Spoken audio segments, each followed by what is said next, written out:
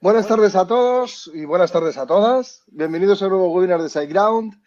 El último del año de la parte de SEO. Y hoy tenemos el super lujo de estar, pues nada, con dos super fieras del SEO, los mejores consejeros que podemos tener para un webinar como este y para muchísimas otras cosas. Estamos hablando de Fernando Muñoz y estamos hablando de Coque, de Jorge González. Bueno, lo que vamos a hacer ya es ponernos las tres pantallitas. Vamos a ello. A ver, ahí estamos.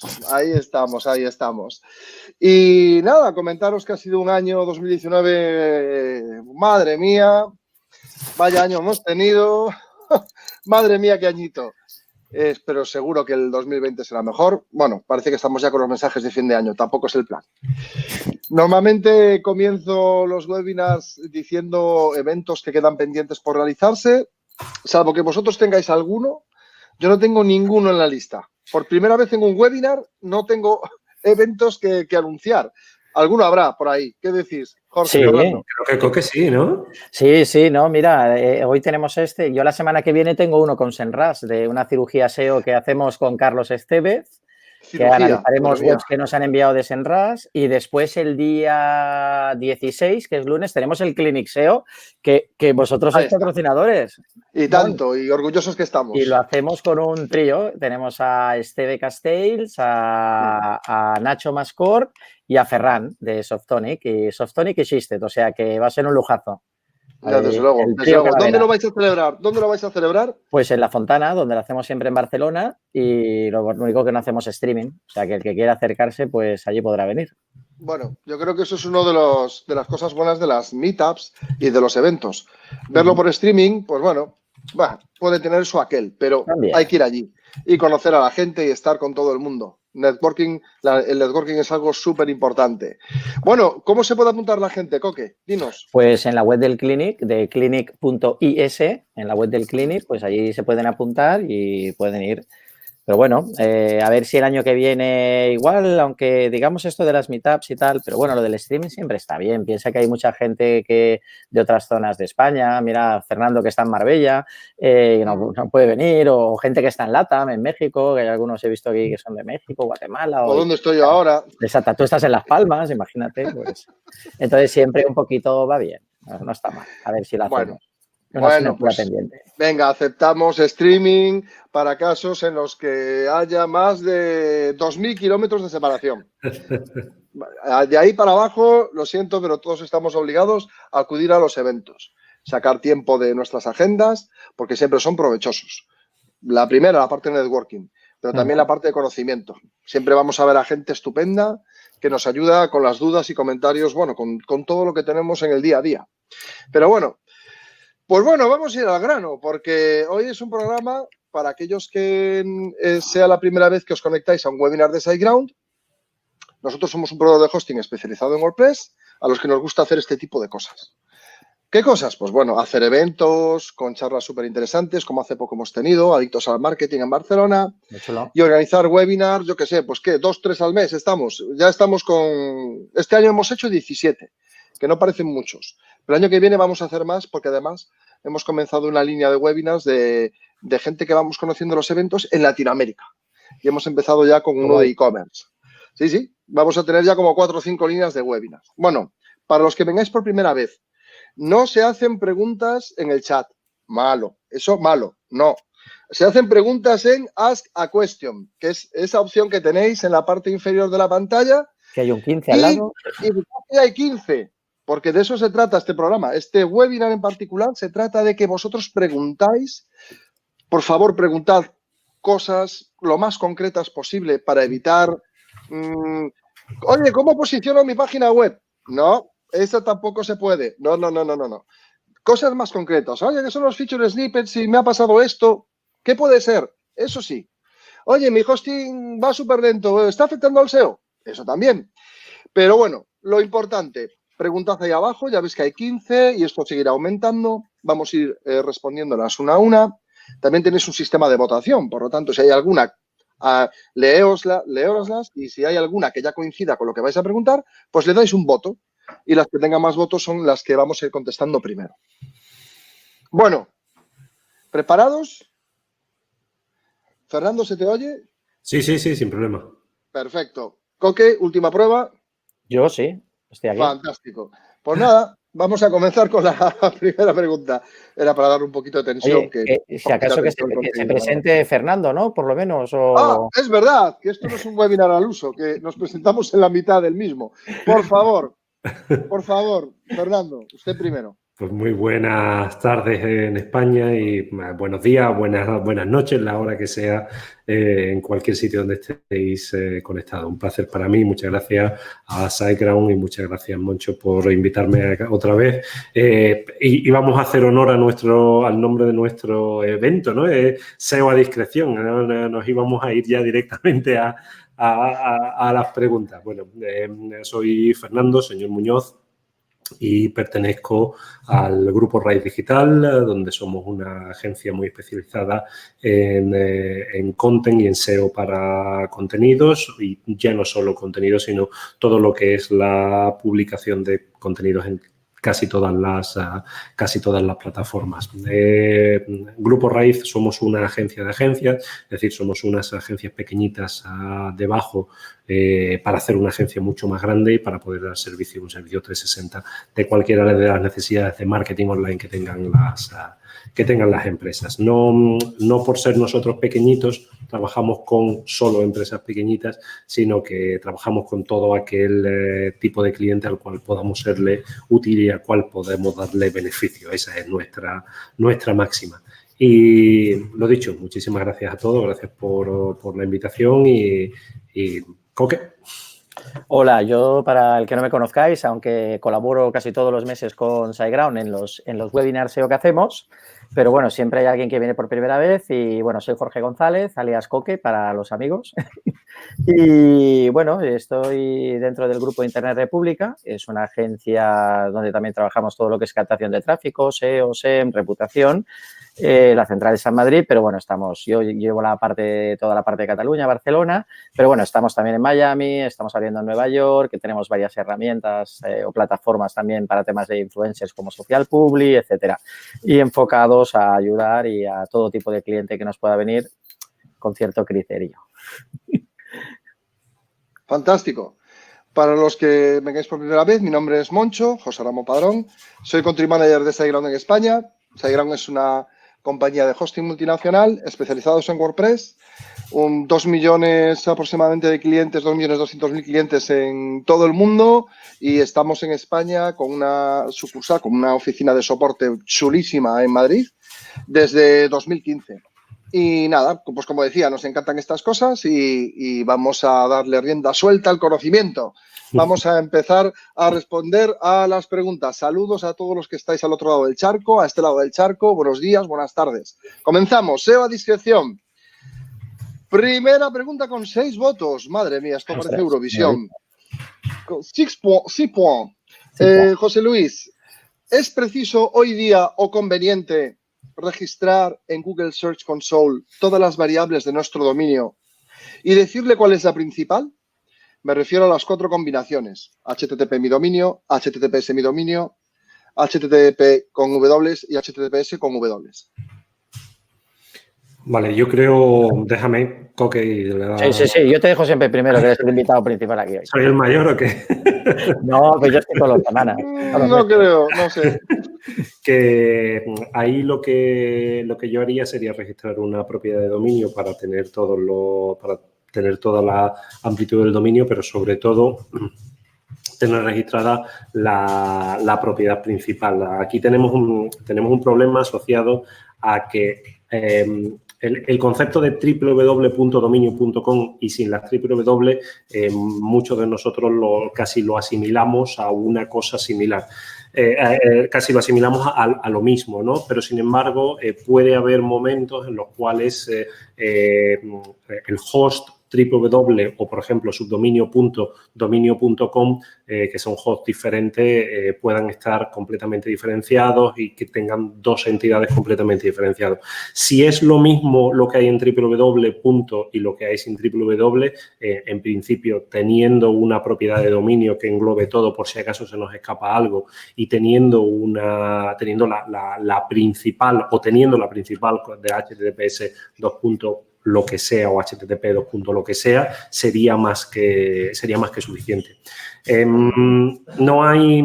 El problema sería, y insisto en eso, el problema sería en el caso de que tuvieras un host con contenido diferente a lo que tienes de base, ¿no? Por ejemplo, un desarrollo.dominio.com o algo similar que se escape de lo estándar. Si es lo normal, en principio no deberíamos tener problemas. Simplemente con eso sería suficiente. Muy bien. Coque, Vale, ¿querías añadir algo? Sí, bueno, normalmente hay que tener en cuenta que cuando se produce una migración y tienes una versión, normalmente del HTTP, sin el S, ¿no? Muchas veces cuando hacemos la migración nos olvidamos de registrar, ¿no? La que va a ser la principal después, que es la HTTPS. En ese caso sí que hay que darla de alta, obviamente, y marcarla como principal, y entonces se mantienen las dos.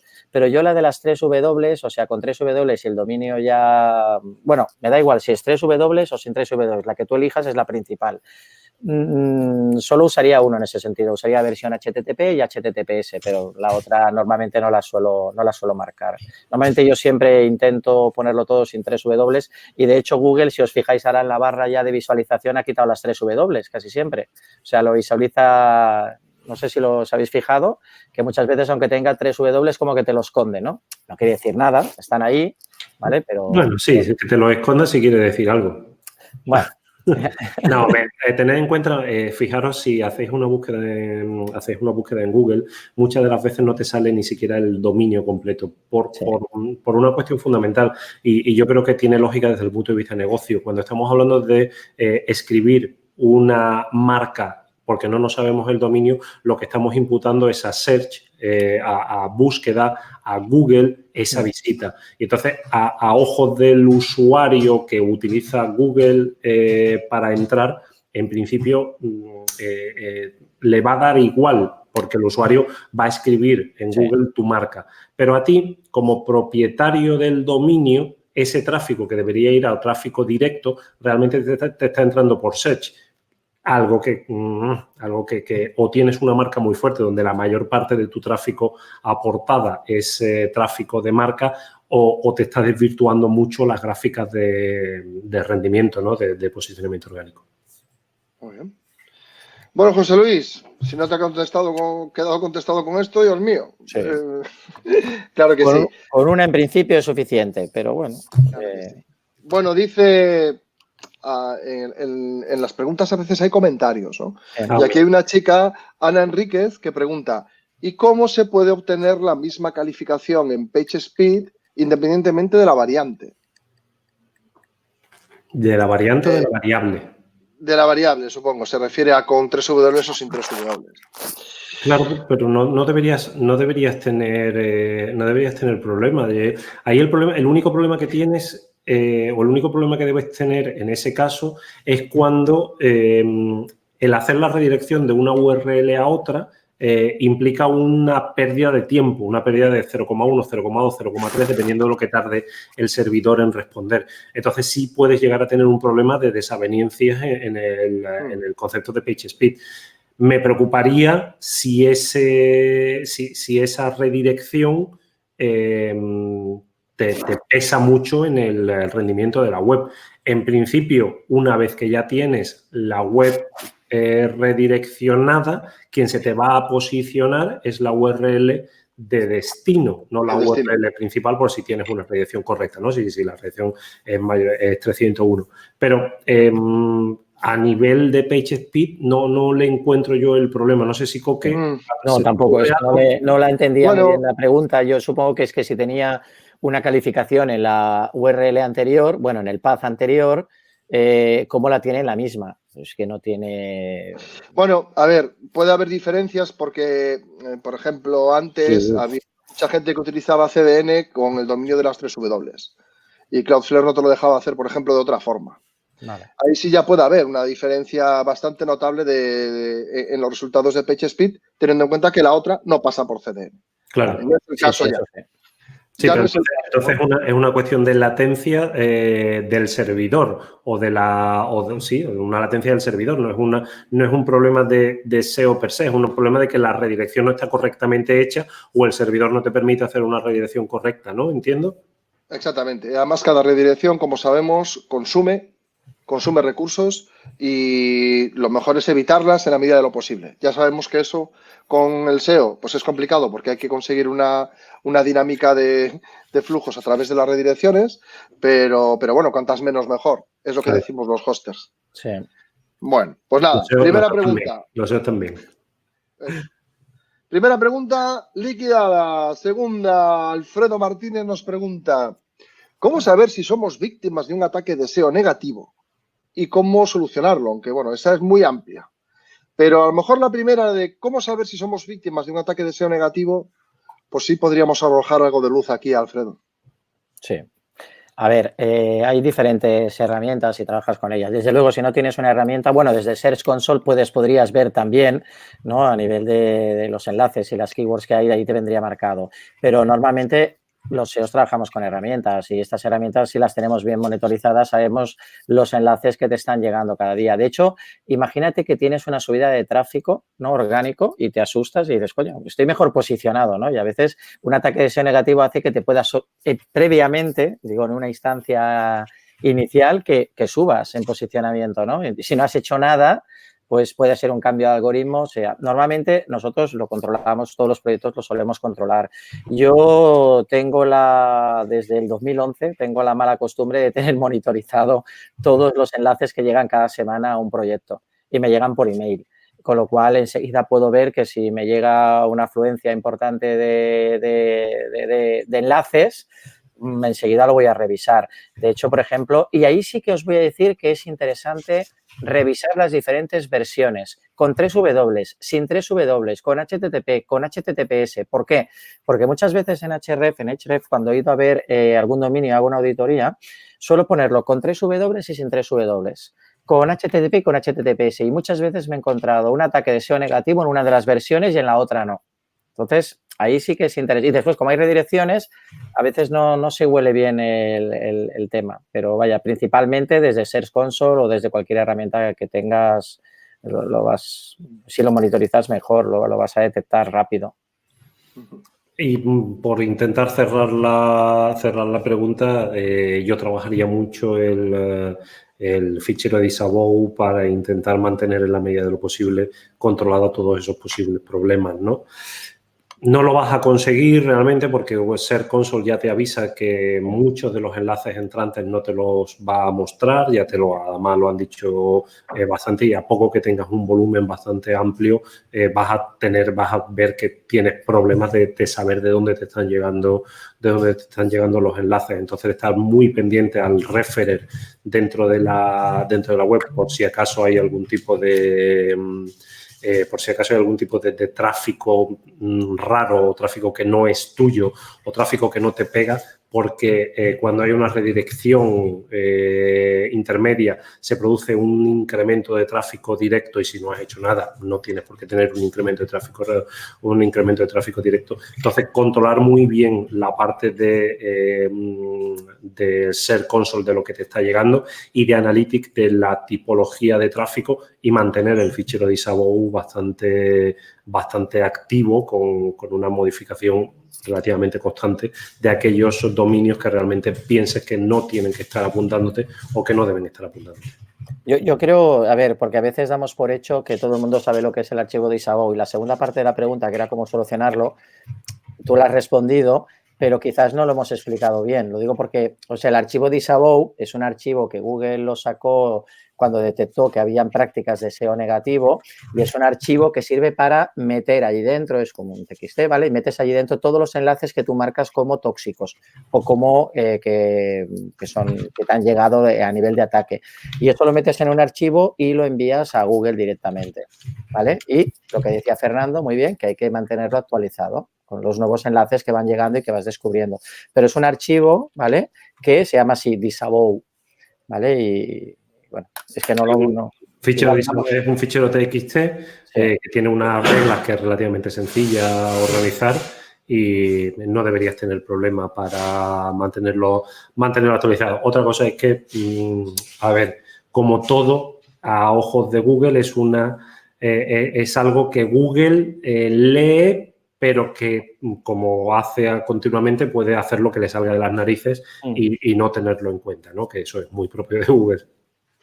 También hay que tener en cuenta una cosa, obviamente para solucionarlo, para llegar a ver todos esos enlaces, lo más normal y ver el grado de toxicidad que tiene, hay herramientas, ¿vale? Hay herramientas que pues, si lo tienes que hacer a manubrillo, dependiendo del ataque que tengas a nivel de enlaces, vas a tener un problema, con lo cual vas a necesitar herramientas pues como Cognitive SEO o como LeanDetox o como Href y no todas no todas tienen la particularidad esa de marcarte como enlace tóxico en un porcentaje. De todas maneras, aquellos que a veces te marca tóxico, a veces hay que revisarlos porque igual no lo son, ¿no? Entonces, hay que tener mucho cuidado con lo que se mete en el archivo. Está claro que si te vienen enlaces de, yo qué sé, pues de Sudán o del otro... Mira, esta semana estaba viendo un cliente, una constructora que resulta que tenía mayor porcentaje de enlaces desde 2 zonas de África que de España. Y digo, oye, ¿tenéis alguna obra allí o algo y tal? Dice que va, no hemos hecho nunca nada en África. Digo, pues os están enlazando desde África y habría que analizar qué es aquello que hay. Puede ser tóxico o no, no lo sé. Igual han ganado un premio. Alguna cosa. Pero sí que es verdad que hay que revisarlos bien. No los metas todos en un saco y tal. Muy bien, muy bien. Alfredo, esperamos haberte ayudado.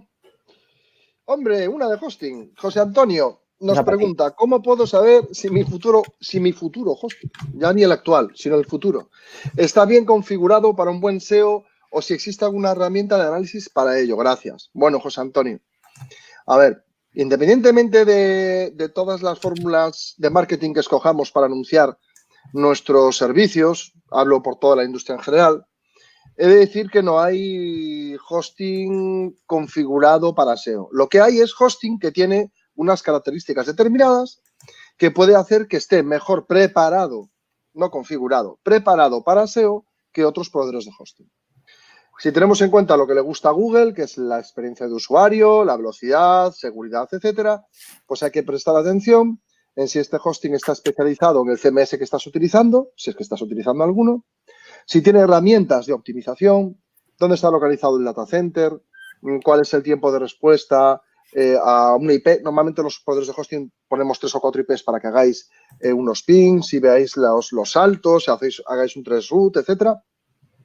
Ahora de tener en cuenta eso, si está preparado para tener, optimizar webs con herramientas, como pueden ser, si utilizas WordPress, plugins de caché, de velocidad, como los que tenemos nosotros. Si tiene, por ejemplo, certificados Let's Encrypt gratuitos, si tiene certificados SSL, si tiene un buen pool de IPs, es decir, si te permite comprar IPs dedicadas, si está bien situado y el hosting es rápido principalmente. Eso sería un hosting bien preparado para SEO, con buenos productos, rápidos y seguros. A partir de ahí, yo creo que todo lo que digamos en nuestras webs es marketing. Pero bueno, no sé si ustedes tienen otra opinión.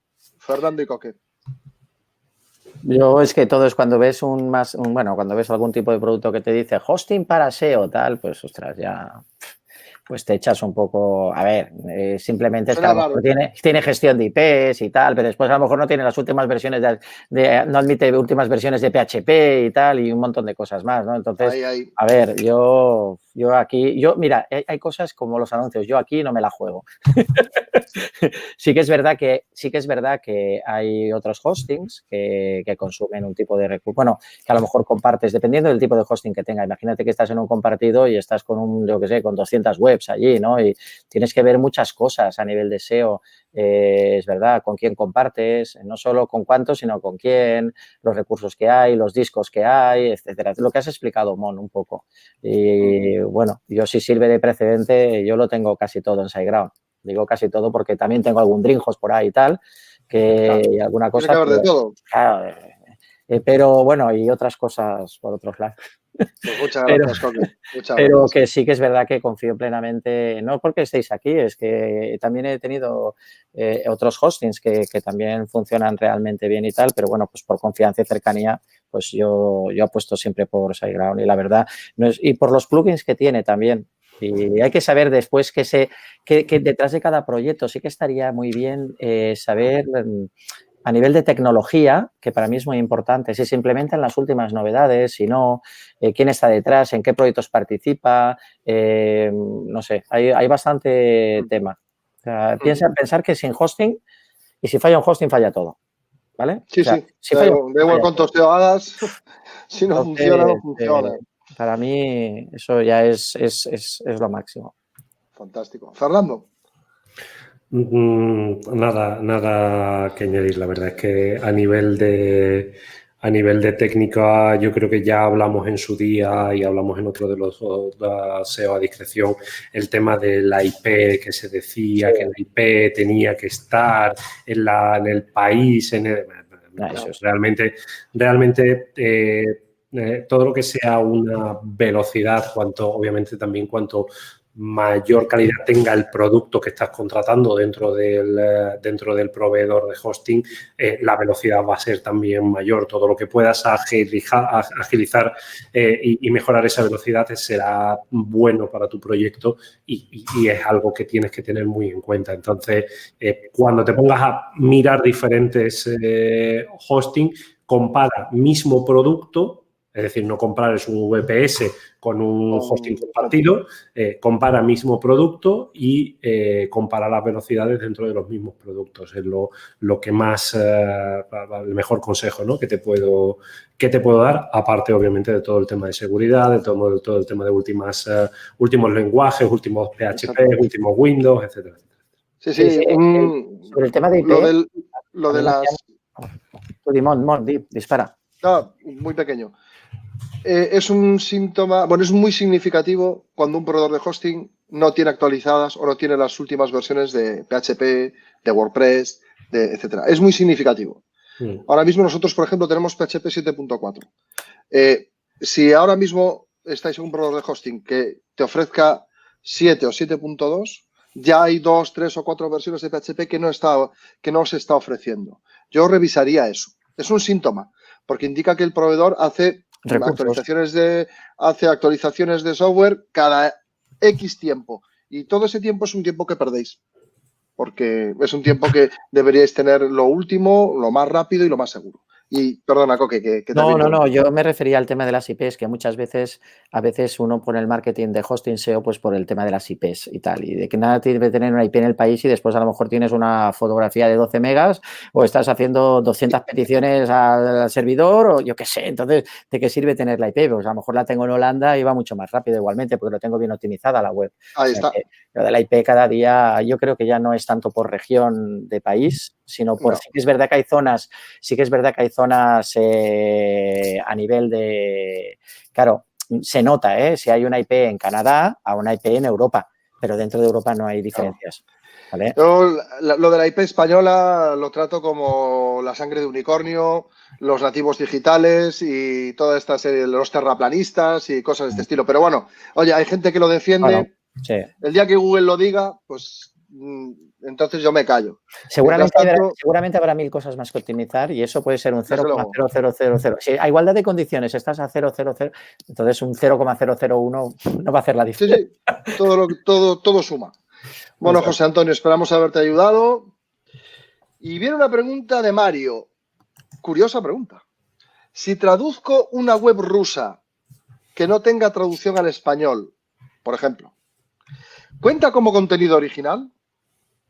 Y si la web rusa el día de mañana traduce a español y el contenido se queda igual, ¿quién tiene el contenido calificado de original? Parece una adivinanza. No, está muy claro. A ver, normalmente muchas veces, y esto lo hemos hecho, no iba a decir todos, pero Fernando dirá, yo no. Muchas veces hemos traducido contenidos de otros idiomas en webs que tenemos y hacemos pichurris y tal, o al revés, hay algunos que traducen completamente otra web que está en polaco y tal, y bueno, como no la tienen en español, la pongo yo. Obviamente, si tú ese idioma lo has traducido, lo has puesto en tu web, obviamente el contenido original Google entiende que es tuyo, ¿vale? ¿Qué ocurre? Si, por ejemplo, y bueno, tú vas a tener ese contenido, como la web no está, Google no traduce todas las webs a todos los idiomas. Imagínate que una web polaca la tiene que traducir a todos los idiomas del mundo para saber que ese contenido es original. No, porque a lo mejor esa web no sale de Polonia, con lo cual si tú la traduces y la pones en España, será tuyo. El contenido no será tuyo, pero sí, digamos que te llevarás la indexación de ese contenido en el idioma. ¿Qué ocurre? Si esa web después la traduce y después se encuentra con que ellos descubren que hay otro contenido original, sí que le pueden decir a Google que ese contenido ellos lo publicaron con anticipación a ti y que tú se lo has copiado. Entonces, ahí sí que puedes tener un problema, ¿vale? Ahí podrías tener un problema porque Google eso lo lleva a rajatabla y si lo denuncian a lo que es la entidad, ya no me salen las siglas estas, la V tal, entonces ahí te pegan una crujida que te pueden hasta banear. El contenido por lo pronto no saldrá y parte de la Madre web mía. Pero, claro, son muchas probabilidades. Yo ahí lo que haría sería coger un contenido y, ¿cómo se dice eso? El content curator, ¿no? Que se dice ahora que coge uno, coge otro y lo hace mejor, ¿no? El batiburrillo. Hombre, hay que tener cuidado. Pero sí. Lo único que añadiría es que si lo traduces con el software de Google, es como si no hicieras nada. Te puede llegar a funcionar durante un corto espacio de tiempo o incluso te puede llegar a funcionar durante más tiempo del que esperas, pero yo no me la jugaría. Si vas a traducir un contenido, cita siempre la fuente original, cita siempre el sitio donde tienes el contenido de primaria y en principio no deberías tener problemas. Si el ruso, porque resulta que era la web rusa, si el ruso que tiene la web en ruso lo traduce al español, seguramente la traducción se parezca a tu contenido, pero no sea el mismo. No puede ser exactamente igual, porque las traducciones las hacen normalmente personas y las personas traducen. Yo traduzco completamente diferente a Coque. Coque y yo hablamos inglés, pero nos ponemos a traducir un evento o una página web y seguramente los contenidos sean diferentes, como lo presento yo y como lo presenta él. No puede funcionar y funciona, efectivamente, como Coque ya os ha dicho, funciona. Quizá jugármelo a eso sería jugármelo a algo que no sé yo hasta qué punto, ¿no? Sea bueno jugártelo única y exclusivamente a eso. Bueno, yo se me la jugaría y si veo que funciona, entonces la arreglaría. Le daría otro toque. De hecho, yo siempre utilizo, os lo he puesto ahí en el enlace, utilizo más DeepL que Google Translate, que me parece mucho mejor y aparte cuando te pones sobre las palabras de traducción te da diversas variantes. A nivel semántico utiliza muchas variaciones y tal. Si aparte tú tienes un glosaurus, o sea, de términos y encima pues puedes hacer con spinning y cosas, pero a ver, si lo quieres traducir directamente y tal, pues utilízalo con otra que no sea la de Google, ¿vale? Le ha dicho bien, Fernando, no le des pistas al diablo. O sea. Y si no, agencias de traducción que también imagino que se dedicarán a esto. Sí, tendrán nociones. Claro. Bueno, Mario, esperamos haberte ayudado. Y ahora una pregunta, David Domínguez, que me gusta mucho. Y la voy a poner de ejemplo de cómo se hace una pregunta. A ver. Así se hace una pregunta. Se pone un ejemplo muy específico y luego se hace la pregunta. Tema canibalización SEO. Me explicaré con un ejemplo. Tengo 3 entradas. 1, zapatillas de deporte. 2, zapatillas de deporte para montaña. Y 3, zapatillas de deporte urbanas. En las 3 entradas tengo la palabra clave zapatillas de deporte. La pregunta es, ¿me posicionará Google bien las 3 entradas o por el contrario me penalizará por canibalización? Esta sé que le gusta mucho y vamos a opinar igual. Venga, Fernando. Yo creo que sí. Aquí está una cuestión asociada a la intención de búsqueda. Los bloques de productos van a ser diferentes, porque no es lo mismo una zapatilla de deporte para trekking que una zapatilla de deporte para hacer atletismo. Al ser intenciones de búsqueda, si los contenidos que estamos ofreciendo son contenidos completamente relacionados a la intención de búsqueda del usuario, no vamos a tener problemas ni de canibalización, ni de diferencias de estructura, ni vamos a tener problemas de que Google esté considerando una URL como correcta o una URL como copia de. Ahora, si vamos a tener esa estrategia de tener unas URLs muy específicas y una URL mayor que englobe a las URLs inferiores, que sea muy clara cuál es la relación entre una URL y otra. Es decir, que si estoy en zapatillas de deporte, enlace a la sección correspondiente de zapatillas de deportes para atletismo con el Anchor zapatillas de deporte para atletismo o atletismo internamente para reforzar la relevancia de la landing de zapatillas de deportes para atletismo y utilizar todas aquellas secciones que nos permita la landing, es decir, title, description, URLs, contenidos, etcétera, etcétera, etcétera, para efectivamente potenciar las intenciones de búsqueda de cada una de las URLs. Yo estaba pensando lo mismo, o sea, yo creo que son páginas completamente diferentes, aunque tengan una keyword similar. ¿Por qué? Porque el que está buscando es la intención de búsqueda. Son páginas que pueden ser de utilidad siempre y cuando tengan contenidos adaptados a eso. Aunque el contenido en e-commerce de zapatos son los zapatos, ¿vale?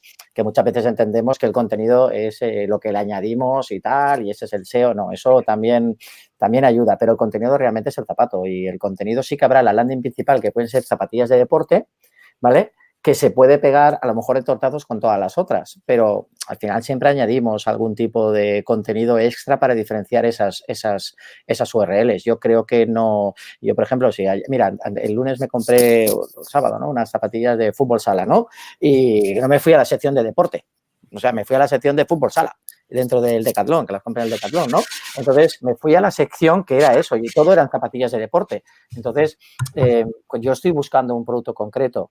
Sí que después, pues sabiendo qué es, y ahí está la calidad, ¿no? Ahí está la diferencia siempre, ¿eh? La intención de búsqueda, que la página sea útil, saber qué busca el usuario, realmente, pues añádele otro tipo de contenido que pueda ayudarle, ¿no? A escoger, a hacer tu página completamente diferente y más personalizada con todo lo que ha dicho Fernando. Pero para mí son intenciones de búsqueda diferentes, con lo cual, si las páginas son útiles, no va a haber canibalización. No la va a haber ahí. Fantástico. Esperamos haberte ayudado, David. Repito, pongo el ejemplo porque ha podido preguntar algo concreto, muy bien ilustrado, o sea que muy bien, David. Mira, yo déjame terminar una cosa con el concepto este. Si buscáis en Google comprar aguacates y en Google España, no sé en Sudamérica no sé quién saldrá, ¿no? Pero si buscáis en España aguacates y por otro lado buscáis comprar aguacates, veréis que os sale la misma página web, el mismo dominio, pero os salen dos URLs diferentes. Una URL con una intención de búsqueda informacional y otra URL con una intención de búsqueda transaccional. Google entiende que las dos búsquedas son diferentes, lee el contenido que hay en las dos URLs y es capaz de identificar cuál de las dos URLs tiene que mostrar para cada una de las búsquedas. Vale. Una cosa, porque Nicolás ha añadido en el lado de aquí, en el lado del chat, ha añadido una cuestión que no es lo que estamos diciendo, no sé, a ver, que dices que muchos clientes, no habla de profesionales, quieren posicionar varias páginas con la misma palabra clave.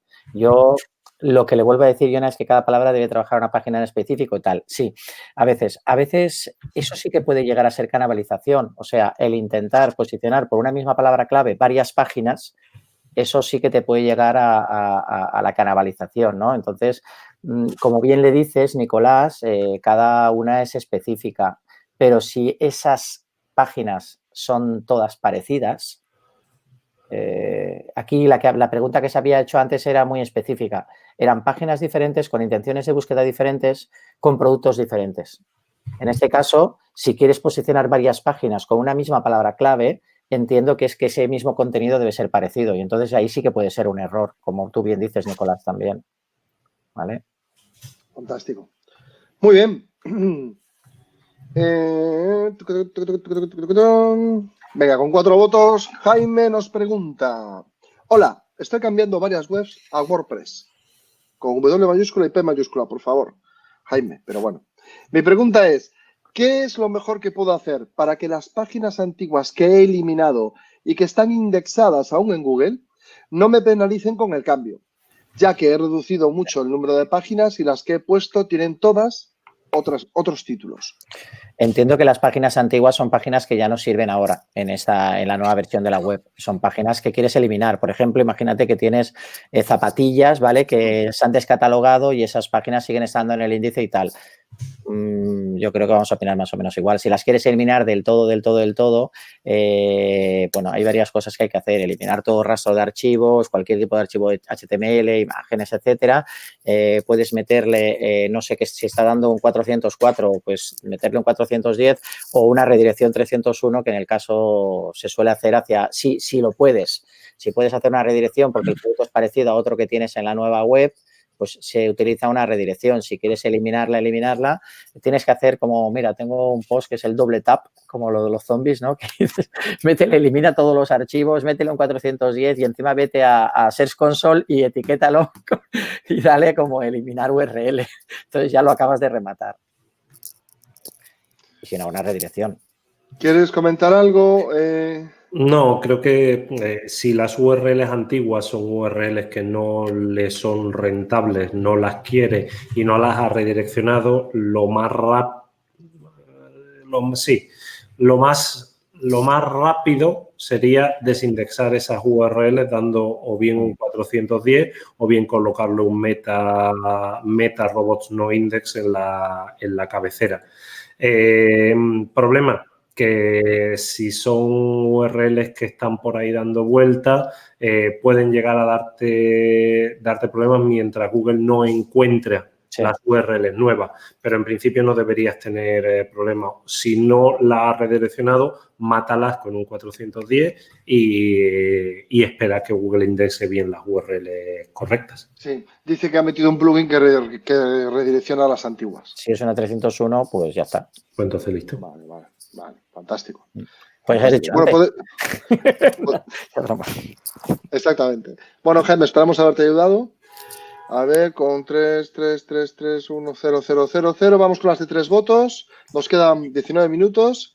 Y José Luis pregunta, para una buena indexación de los buscadores, ¿es muy importante aplicar los criterios semánticos HTML?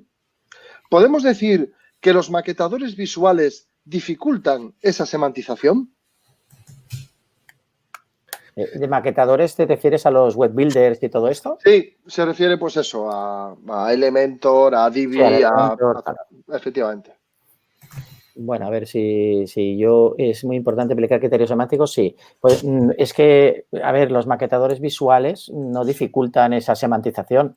Yo estoy trabajando con algunos Elementor o Page Builder y tal y no me dificulta para nada la semantización. Es más, añado temas de microformatos para... No, a mí no me lo está dificultando. No sé si a nivel técnico hay alguien, sabéis de algo que esté dificultando, a no ser que sea algo que tenga exceso de JavaScript o algo o tal. No. A lo mejor lo dice por los shortcodes o por toda esa serie de código extra que añaden a veces los maquetadores. Pero bueno, de ahí al criterio semántico HTML. No, es que por eso al criterio semántico HTML. No creo que afecte, ¿verdad? No. No, porque además en el caso de los Divi, de los Elementor, tú puedes marcar que quieres las cabeceras, dónde quieres las cabeceras, los HN. Me preocupa más las plantillas que vengan diseñadas con HNs, por ejemplo, para los sidebar o para los footer, que vengan diseñadas con los HN más que el Elementor o el Divi o los Builder. Muy bien. Bueno, José Luis, pues nada, que te preocupes poco, no pasa nada.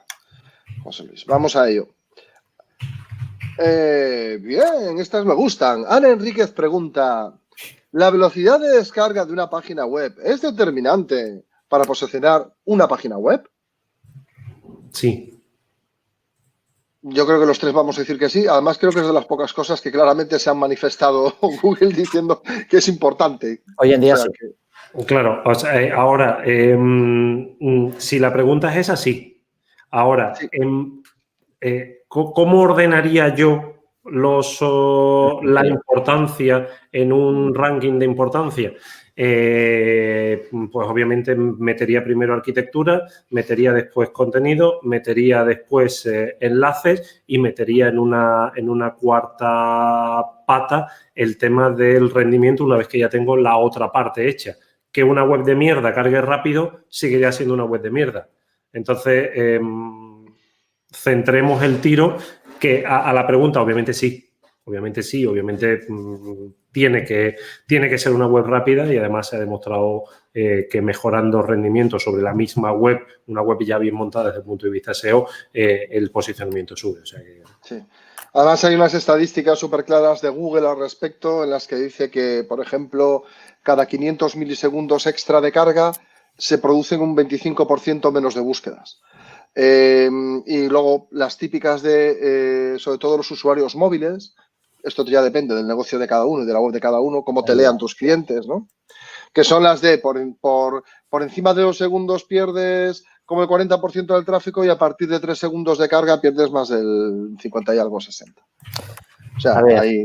Hoy en día, hoy por hoy, sí. Ya no me voy a meter con lo que dice Google, de que el usuario, que si tardas más de X tiempo, tal y que cual, porque, a ver, Google también gasta recursos. Es un tema ecológico también, es sostenible. Al final, si empleas, y por eso yo creo que Google sí que aúna un poco todo. Google gasta muchos recursos en servidores. Cuanto más le haces trabajar a su servidor, les estás haciendo gastar dinero a él, gastar dinero a todo, ¿no?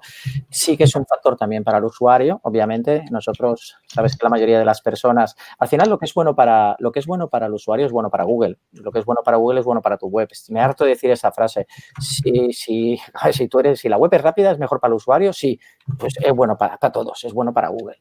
Entonces, ¿que sea el factor determinante? No. Yo también estoy de acuerdo que a veces, también dependiendo del tipo de contenido que tengas en tu web, porque si es para dar un resultado que lo das rápido, cuanto más rápido mejor, ¿vale? Y entonces ya para eso ya lo haría en AMP y ya lo tendría directamente Google y lo serviría a Google directamente. Entonces, si Google ha sacado AMP es por algo, ¿sabes? Es para ofrecer resultados mucho más rápidos y es un factor hoy en día. Dependiendo del tipo de web, del tipo de contenido, pues yo también, pues a lo mejor trabajaría más temas de arquitectura, contenido y para otros VBO. Exactamente, arquitectura, contenido, enlaces y performance, donde performance es todo esto. Exactamente.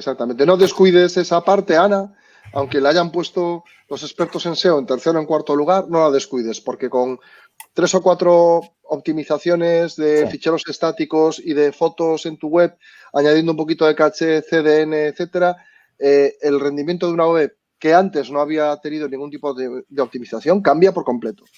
O sea, se puede hacer muchísimo con muy poco. Y luego, a partir de ahí, sí, optimizar ya se hace más complicado, pero una primera toma de contacto con la optimización hace que se pueden hacer cosas muy interesantes. Tienes en nuestro canal de YouTube unos cuantos vídeos precisamente que tratan de esto, ¿no? De WPO, Website Performance Optimization. Bueno, Ana, esperamos haberte ayudado. Bueno, está fácil. Tiziano pregunta, o Tiziano, perdón, no sé si me he pasado. ¿Qué plugin recomiendan para SEO en WordPress? ¿Rank Math o Yoast?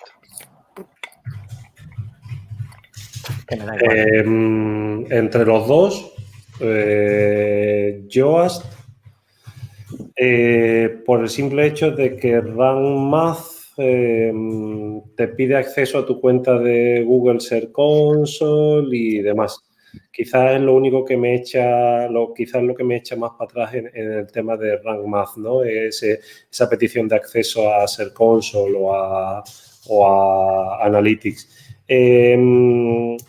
Yoast te la puede liar muy parda. Sí. Muy parda. Y además las últimas actualizaciones, obviamente el plugin cada vez tiene más cosas y es muy fácil también cagarla gestionándolo mal. Si pudiera quitarme el plugin de SEO y tener una buena plantilla que en cada una de las URLs o custom post type gestione ya directamente el SEO, me sentiría bastante más cómodo. Claro. Sí, yo también. Yo supongo que el conocimiento es importante y si hay gente que no controla mucho de SEO, A mí, por ejemplo, lo que trae Yoast de cómo ir escribiendo y te hace el análisis de lo que vas escribiendo y tal, eso ayuda mucho y, bueno, puede que llegue un momento en que no necesiten el plugin.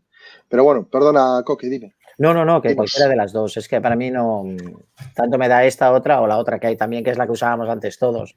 No me acuerdo cómo está. Yo por defecto casi tengo... All-in-One SEO Pack. Sí, exactamente. El All-in-One. Sí, el All-in-One. También la habíamos usado durante muchos años y va formidablemente bien. Y yo tengo en una RackMath, en otras tengo Yoast y más o menos me van todas iguales. Sí que es verdad que me da más miedo siempre Yoast por un tema de que cada vez es más, tiene más cosas. Cuando las cosas tienen más, o sea, cuando algo tiene más cosas siempre falla alguna, ¿no? Y necesitan más actualizaciones cada 2x3 y después reciben más ataques también.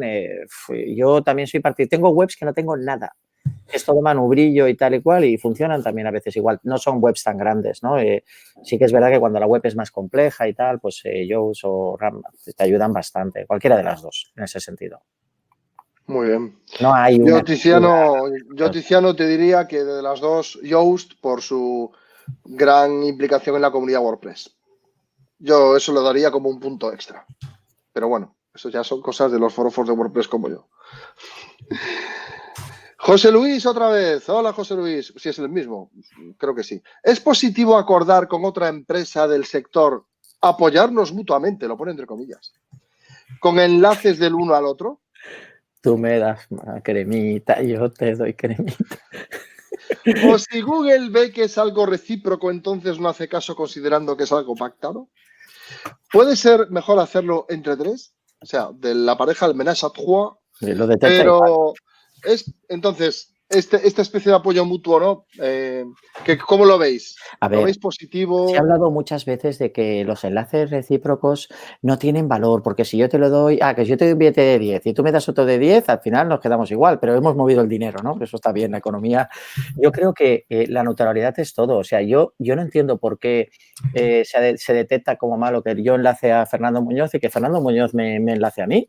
Pues sí, ¿por qué? ¿Por qué es malo eso? ¿Lo estamos haciendo para alterar el tema de autoridad y tal? No, lo hacemos pues porque oye, es de bien agradecido, ¿no? Es de bien nacido ser agradecido. Y antiguamente nos enlazábamos así, no había problema. Y después entró ese cierto miedo y todo el mundo empezó a quitar enlaces, ya no tal.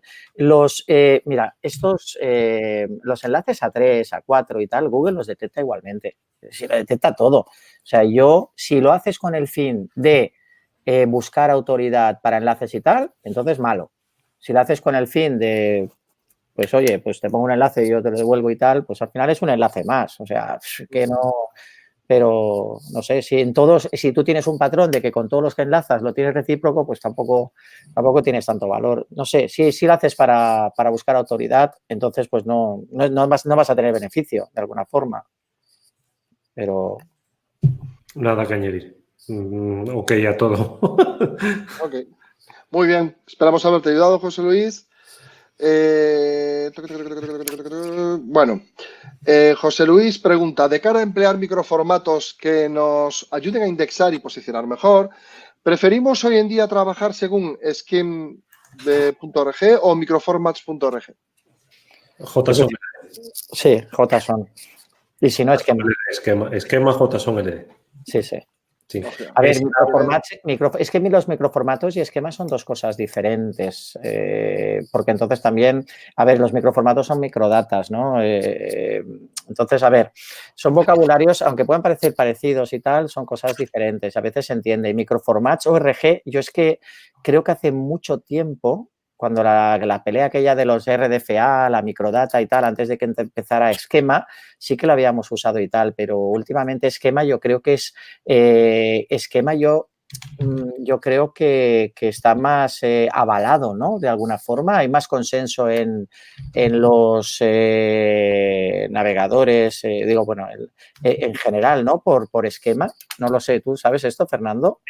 Yo lo sé por Sergio. Sergio Redondo, nuestro SEO manager, es una de las cabezas más visibles en temas de SEO semántico dentro del mercado hispano. Entonces, sé que todas toda la gestión y toda la evolución se está haciendo vía esquema y vía JSON-LD. Vía esquema es la evolución de los microdatos. Sí, de los microdatos antiguos. Por una cuestión también de centrar el tiro.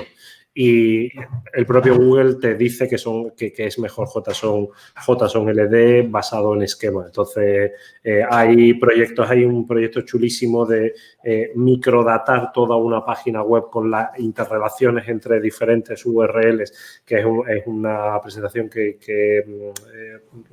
si la busco, la publico, os la publico aquí en el chat o la mando para que la tengáis también, que es cómo se interrelacionan todas las secciones de una página web vía JSON-LD, aparte obviamente de todo lo que es el linkado, ¿no? Pero cómo se relaciona todo vía JSON-LD para mejorar la relevancia de la temática. Muy bien. Perfecto. Sí, en este caso, esquema me parece que es más actualizado que el microformats de alguna forma. Y, bueno, yo cuando te digo que son conceptualmente similares, pero claro, los microformatos difieren un poco, ¿no? De lo que es. Pero bueno, esto es un tema. Pero yo también apuesto por JSON en esquema, o sea, muy bien. Con diferencia. Perfecto. José Luis, esperamos haberte ayudado. Pasamos con la siguiente, que es de Felipe, que nos comenta: tengo varios productos similares que por cierto motivo no pueden ser un solo producto con variaciones. El caso es que estos productos tienen casi la misma descripción, aunque el título de cada uno es diferente. Ejemplo: placa metacrilato azul, placa metacrilato verde. ¿Es conveniente poner todos menos uno en no index para que no se produzcan canibalizaciones? ¿Y si esas palabras de placa metacrilato azul y placa metacrilato verde tienen búsquedas? Vale. Doy un paso hacia arriba. A ver, si todos los productos de abajo son iguales, si todas las placas de metacrilato son iguales y lo único que cambia es el color, ¿por qué no haces un producto global que después te desvíe a nivel de links o a nivel de proceso de compra a esos productos individuales y metes toda la información en la URL principal? Y en esa URL principal metes todos esos términos que te interesa posicionar como naranja, rojo, verde y azul. Si consigues hacer esto, lo que consigues es tener una ficha que además es independiente de los colores que existan por la parte inferior, y entonces consigues mantener una URL posicionada sin ningún tipo de problema y sin ningún tipo de necesidad de crear una nueva URL con los mismos contenidos a posteriori.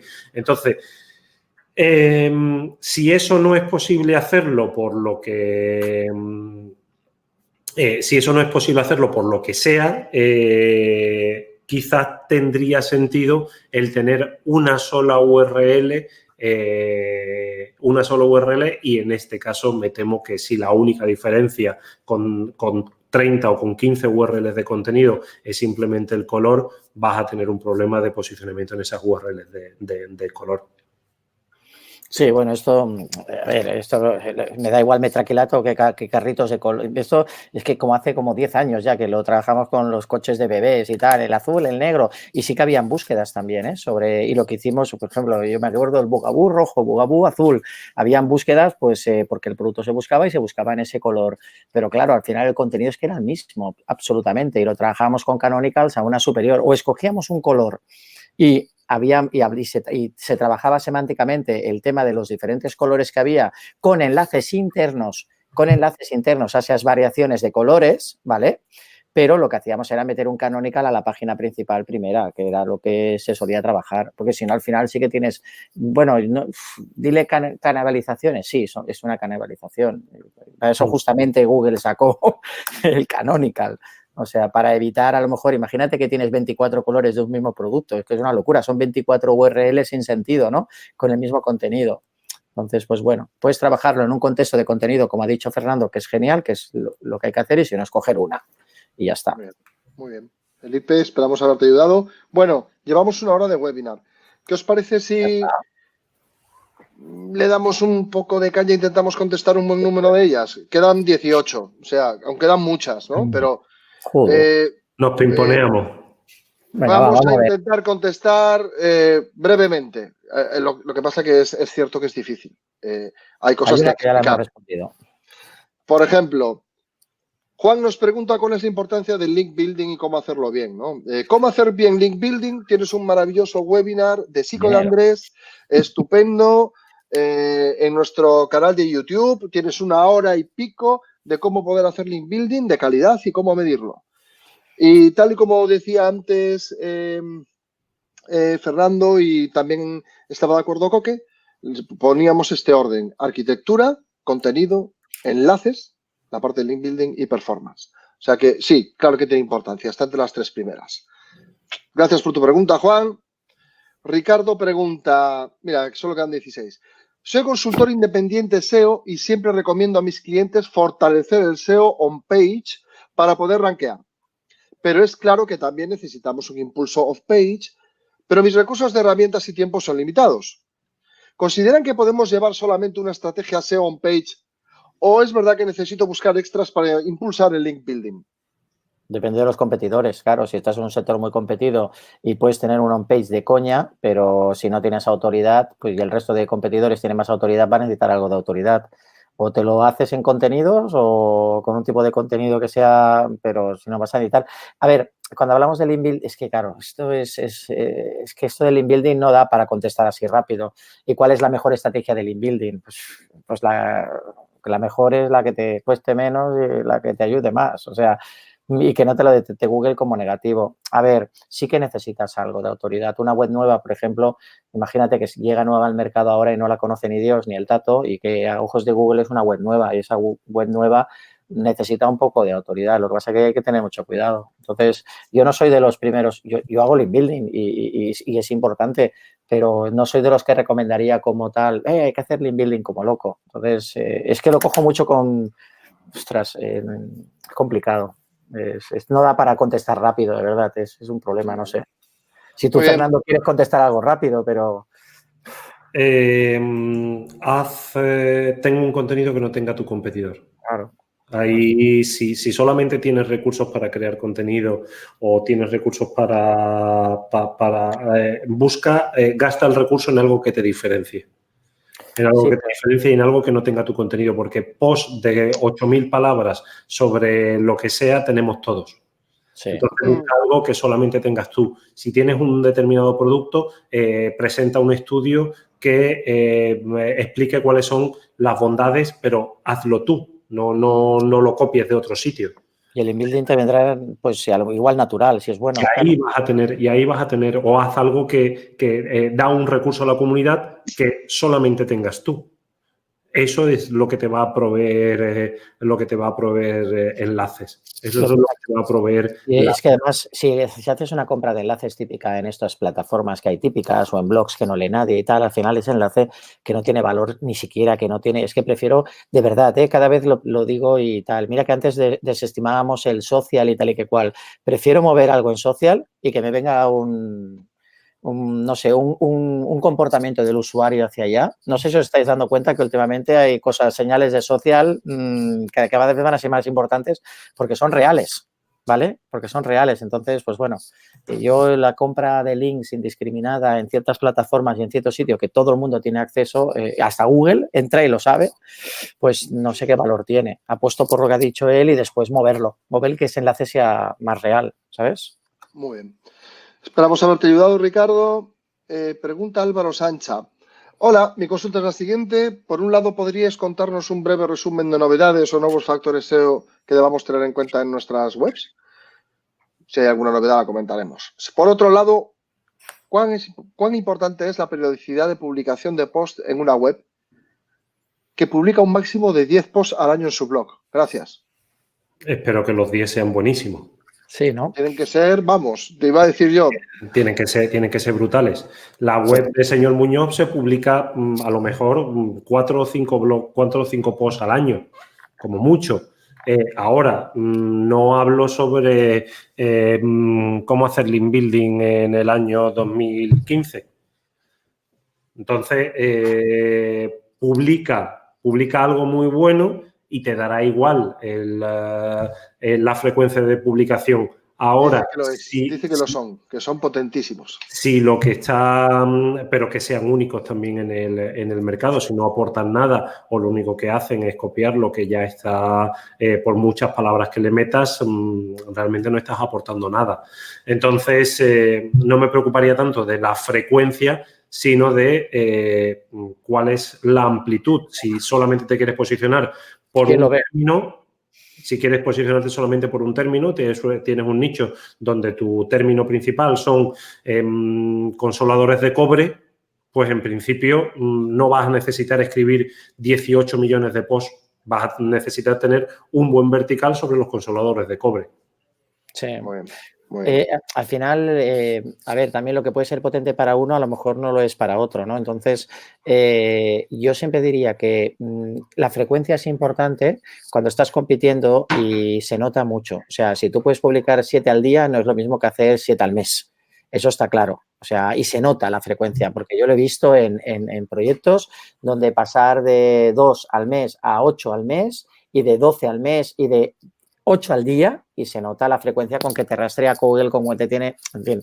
Otra cosa es si estás obligado realmente, dependiendo del tipo de producto, de post y tal, y si con 10, a lo mejor 10 pueden ser suficientes, o sea, si son muy potentes. Yo siempre diría que la frecuencia hay que aumentarla y la calidad, es decir, si son más y mejores, cuanta más frecuencia mejor. Si tienes más capacidad para hacerlo. Muy bien. Muy bien, Álvaro, esperamos haberte ayudado. Vero pregunta, ¿cómo se debe utilizar el tag sponsored? Y en caso de ponerlo en posts patrocinados, ¿se pasa autoridad a la web? ¿Debería cambiar todos los posts patrocinados de mi web, los que se publicaron antes de la creación de ese tag, y que tienen un nofollow a esta nueva etiqueta? Si tienes el nofollow, no necesitas pasarle a sponsored. Si le quieres colocar un sponsored y un nofollow, en principio no vas a tener ningún cambio de ningún boost en tu posicionamiento. Y la persona que lo recibe, simplemente por colocar el sponsored, no va a cambiar porque ya antes tenía el nofollow. ¿Vale? Otra cosa es que Google ya ha avisado, que ha dicho que el nofollow vale bien, pero que va a hacer lo que le salga de las narices. Entonces ya eso es otra cosa. Esto el 1 de marzo, el otro día lo hablábamos, el tratamiento del sponsor yo creo que es más para etiquetar al final y aquello que se ponía por nofollow, que valía para cualquier motivo, se trata de segmentar todavía mucho más el contenido sponsorizado. Entonces, muchas páginas de medio que realmente tengan algún enlace dentro y que realmente no es un contenido, sino que hay un link porque, oye, hacer un contenido donde estás enlazando hacia afuera, no, si no has cobrado por ello, no debería llevar el no sponsor. Tú lo estás dando como recurso que amplía esa información, pero si realmente has cobrado por ello, Google va a querer que pongas el sponsor para darle un valor diferente. Y antes tenía el nofollow y yo creo que sí que va a cambiar la relación entre nofollow y sponsor. Muchos de los que se podían como nofollow igual se empiezan a quitar, ¿vale? Y muchos que van a ser como sponsor, algunos empezarán a ponerlos para darle el valor real que hay. Ya se ponía muchas veces arriba, que si es contenido patrocinado, contenido publicitario, pues al final se va a etiquetar con un rel sponsor. Y sí, tendrán menos autoridad, yo creo que tendrán menos autoridad. Y aparte Google lo que quiere es que nosotros empecemos a etiquetar para él aprender y detectarlo más rápido y después multiplicarlo en su ecuación, ¿no?, algorítmica. Pero a partir del 1 de marzo veremos quién empieza, quién lo hace y hacia dónde va. Pero sí que tendrá, yo creo que tendrá un valor menor, ¿sabes? Fantástico. Bueno, Vero, esperamos haberte ayudado. Y de hecho creo que esto yo tengo mi teoría, ¿eh? Mi teoría es que desde hace 1 año y medio, 2 años han salido muchas plataformas de ventas de enlaces que parece que el Penguin había hecho mucho daño en el 2011, desapareció un poco y ahora ha habido como que hay manga ancha y han habido en estos 2 últimos años muchas plataformas y tal. Y Google yo creo que está tomando un poco más, va a apretar las tuercas ahí y vamos a ver algunas cabezas. A partir de marzo quiero ver la juerga cómo empieza. Yo creo que sí, que va a haber festival. Esperemos. Muy bien. Esperemos. Bueno, vamos con la pregunta de Erickson. ¿Qué tanto afecta al SEO el tema de paginación de productos de una tienda online? A ver, Google, mira, en colación a esto, ¿os acordáis que antiguamente las paginaciones las organizábamos con la etiqueta Pref, ¿no? Pref Next, que Google me parece que fue en marzo, ¿no? Cuando dijo que ya no la iba a tener en cuenta y había que etiquetarla. Y Google dijo que lo ideal es que todos los productos los pudieras cargar en una sola página, que al final es lo que quiere ver el usuario, que el usuario quiere verlo todo un tirón. Lo que pasa es que muchas veces es complicado. Entonces, a raíz de eso, pues bueno, ha habido un cambio de tendencia. Hay algunos que están haciendo, en ese sentido, el tema de las paginaciones, está trabajándolas como las habíamos trabajado hace muchos años, con aquello del no index, otros con poner diferentes títulos en cada paginación, con enlaces. Yo lo que trabajaría mucho es el tema de la arquitectura de enlazado, ¿vale? E intentaría poner las máximas posibles que no afectara siempre a lo que es la performance de la web en la primera y cargarla. A partir de ahí, pues hay variaciones, como trabajarlas y tal, y te afecta, y trabajaría más lo que es la categorización de productos que no la paginación, ¿vale? Y ahí lo que tienes que ver es exactamente cuáles de tus productos que tienen dentro tienen búsquedas para poder organizar esa categorización de productos. Y a lo mejor, si tienen búsquedas, ponlas en la primera, ¿sabes? Por eso digo que trabajaría más la categorización que no la paginación. Entonces, trabajaría muy bien cuáles de esos productos que a veces ponemos en paginaciones tienen búsquedas. Entonces, las intentaría adelantar a la primera y ya está. Dejaría en última instancia si tiene que haber paginación. Ojo, digo todo esto cuando Google también hace paginaciones, ¿vale? O sea, Google no te hace un scroll infinito, sino que te hace paginaciones. ¿Que afectan al SEO? Bueno, afectará al SEO si tiene búsquedas esas que están más atrás, pero bueno, no sé, yo aquí es que se pueden trabajar de muchas maneras y las hemos trabajado a lo largo del tiempo de muchísimas maneras. Entonces, pues bueno. Muy bien, fantástico. ¿Pero afectan al SEO? Sí, si tiene búsquedas internas y están muy atrás los productos. No sé, Fernando, ¿tú qué piensas? Claro, aquí déjame llevármelo al extremo para intentar contestarte. Si solo tenemos una categoría y tenemos 100 páginas, la probabilidad de que llegue a la página 100 es pequeña. Es más, el número de links que tengo que llegar a para ver los productos de la página 100, el número de links, el número de veces que tengo que saltar va a ser bastante grande. Entonces, si en la URL del producto que está en la página 98 me es interesante, el número de links, el número de fuerza que recibe esa URL va a ser bastante pequeño. Entonces, ¿afecta al SEO? Por supuesto. ¿Cómo gestionar eso? Por ejemplo, la paginación se puede gestionar paginando en URLs que tengan muchas páginas, se pueden hacer paginando, por ejemplo, paginando números primos. La 1, la 2, la 3, la 5, la 7, la 11, la 13 y ya empezar ahí para que vaya creciendo. O cógete a partir de 1, 2, 3, a partir del 10, vete 10, 20, 40, 60. Hay muchas formas para mejorar la paginación si solamente tenemos una categorización. La mejor manera de mejorar la indexación de los productos y la fuerza que reciben los productos que están en la página 99 de una categoría es mejorando la categorización, mejorando el interlinkado. Es decir, incrementar el número de patrones de acceso a un determinado producto. Un producto no solamente se puede caracterizar de una manera, tiene muchas taxonomías, muchas folsonomías, tiene una categorización basada en atributos, basada en etiquetado, basado en para qué sirve, basada en muchas cosas que te permitirán incrementar la indexación de esa URL. Muy bien.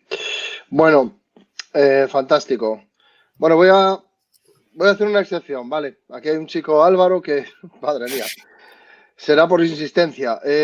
Álvaro, esto no se hace, esto es trampa, ¿vale? Pero venga, si tan importante es para ti, vamos con ella.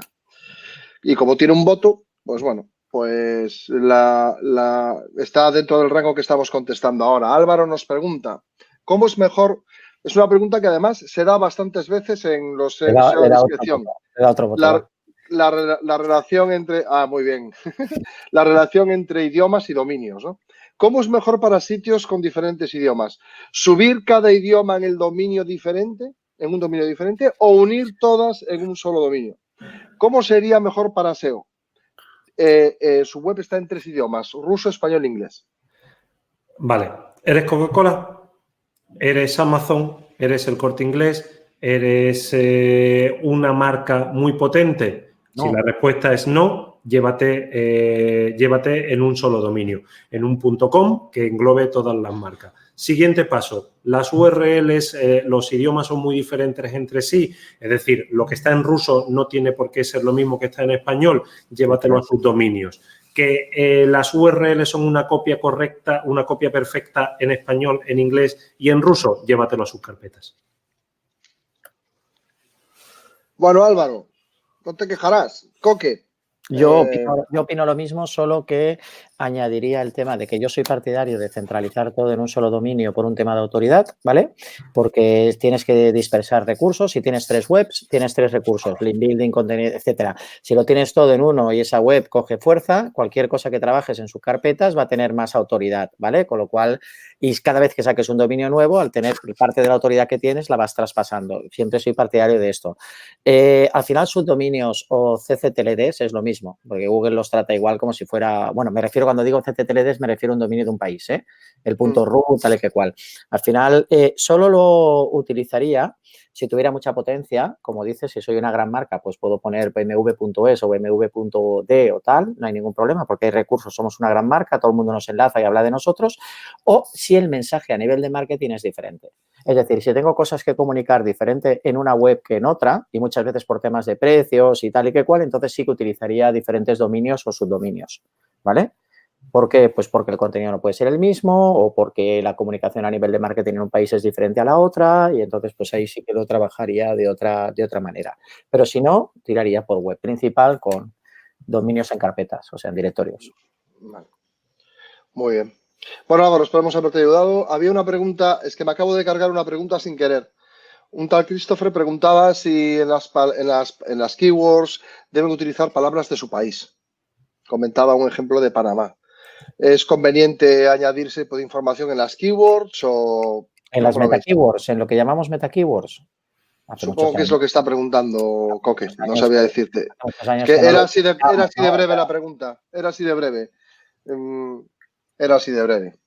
En principio, en lo que es el apartado de meta keywords no se suele utilizar hace muchos años. Google dijo que ya no se desestimaba pues porque se abusó y se metía un montón de palabras y se hacía spam y normalmente no se suele utilizar esa meta. Entonces, lo que sí que yo te diría es, vamos a traspasarlo a otro tema. Trabaja todas las palabras que están relacionadas con una keyword y las diferentes localización de contenido. Es decir, cuando hablamos eso de móvil, celular, coche, carro, pues sí, hay que hablarlas de tu país. Utilizarán el contenido.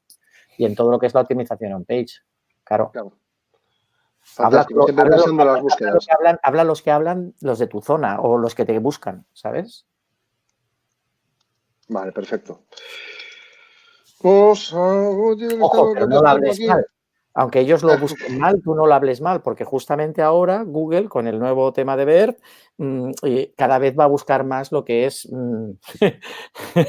la buena gramática, de alguna forma, ¿no? Bueno, fantástico. Bueno, vamos... Bueno, son y cuarto, chicos. Oye, sí, que yo tengo que hacer las judías verdes, mirad, ¿os parece si tomo las preguntas y las contestamos durante estos días? Venga, poquito a poco para que esta gente no se quede... Solo quedan 10, es decir, hay varias que se responden rápido, pero bueno, lo digo para por lo menos que aquí ha habido casos de personas que lo han necesitado de verdad, madre mía. Una cosa que solo que está poniendo Christopher aquí, dice, no en la palabra clave, si debe poner el país de Panamá. No lo he entendido, pero bueno, si nos lo quieres ampliar en un mensaje o algo, y te lo contestamos también. Vale. Muy bien, perfecto. Esa es la pregunta, sí, esa es la pregunta que accidentalmente borré. Le di a contestar y le di 2 veces y ¡pumba! Y desapareció. Bueno, pues hoy hasta aquí hemos llegado hoy, ¿vale? Vamos a contestar las preguntas. Vamos a hacer un documento y os llegarán a cada una de vosotros por email. No os preocupéis, eso va a quedar respondido y tendréis la información que necesitáis. Vale, vamos a intentar adecuarlo a la agenda de aquí de Fernando y de Coque, porque tienen también sus cosas que hacer, pero durante estos días intentaremos entre todos contestarlas. Bueno, muchísimas gracias. Gracias a todos. Fernando, muchas gracias, Coque. Es un placer. Joder, a mí me encantaría que estuvieras 3 horas. Corto, vamos a tener que hacer uno de 2 horas o así, una maratón de estas, ¿no? ¿O qué? ¿Sabes qué? El problema es que yo creo que al principio del programa vamos como muy Sí, nos enrollamos, vale, sí. Le dedicamos 11 minutos, le hemos dedicado creo que a una pregunta 11 minutos. Y que sí, la cuestión es que la gente pregunta cosas que requieren de extensión. No se pueden contestar con un sí o con un no, aunque alguna había de esas. Entonces, bueno, pues es lo malo de estos webinars, que siempre se hacen cortos, no solo para mí, sino también para la gente que ha estado esperando que le contestemos su pregunta. Bueno, Fernando Coque, si no nos vemos durante este mes, pues os deseo unas felices fiestas, una feliz entrada de año. Ya nos veremos en enero o lo que sea, que a mí me tocará viajar estos días y andaré poco por aquí. Como siempre. Como siempre, a ver. Yo la semana que viene voy para Madrid, igual estás por ahí o qué. Unas horas. Ya lo hablamos. Bueno, oye, yo me despido y digo, es verdad que os vais ahora allí. Yo me despido y os doy las gracias a todos, a SiteGround, por hacer posible estos webinars y compartir conocimiento, y sobre todo a vosotros, que sois los que estáis ahí en el webinar, porque sin vuestras preguntas y sin vuestra compañía y tal, pues no tendría sentido esto. Os deseamos también gracias por venir y por estar ahí, y sobre todo buenas fiestas, lo que viene ahora. Fernando, igualmente, lo mismo os digo, aquellos que celebréis las fiestas, pues que tengáis buenas fiestas, los que no, que tengáis buenas vacaciones, y los que no tengáis ni fiestas ni vacaciones, que tengáis una buena semana, y os damos mucho ánimo. Y ahí, Coque, ambientando, sí señor, joder, la próxima vez me traigo algo, jolín, es que aunque no me pongo una maceta en la cabeza, no tengo nada más. Fernando, muchísimas gracias, Coque, muchísimas gracias a esas casi 300 personas que se han anotado. Nos vemos en el siguiente webinar, que es dentro de una semana, es un Doctor WordPress. Ese sí será el último del año. Este fue el último del año del grupo de SEO, y el que viene es el del grupo de WordPress. Un saludo a todos, muchas gracias. Gracias por vuestra paciencia, estar 1 hora y 22 minutos. Gracias, Coque, Fer. Venga, un saludo a todos. Gracias a todos. Buenas fiestas.